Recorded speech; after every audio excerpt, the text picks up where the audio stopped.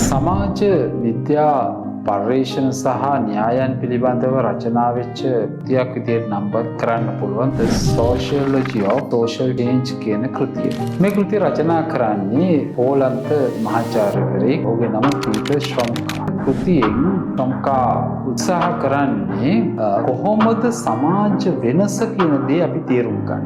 ඒක සමාජ විද්‍යා ප්‍රපංචයක් ලෙස තේරුම් ගන්නේ කොහොමද? Environmental Sociology වගේ ශාස්ත්‍රයන්ට පවා වැදගත් වන දාර්ශනික සමාජ විද්‍යාත්මක අදහස් මේ කෘතිය ඇතුලේ සාකච්ඡා කෙරෙනවා. ඒ නිසා සමාජ විද්‍යාව හදාරන ඕනෑම අයෙකුට ඉතා ගැඹුරු අවබෝධයක් විෂය පිළිබඳව ලබා ගැනීමට අදහසක් තිබෙනවා නම් මා ඉතා ඉහළින් දේශ කරන කෘතියක් මා කියවපු වඩාත් කැමතිම කෘතියක් විදියට The Sociology of Social Change Peter ශ්‍රොම්කාගේ මේ කෘතිය මම නම් කරන්නට කැමතියි.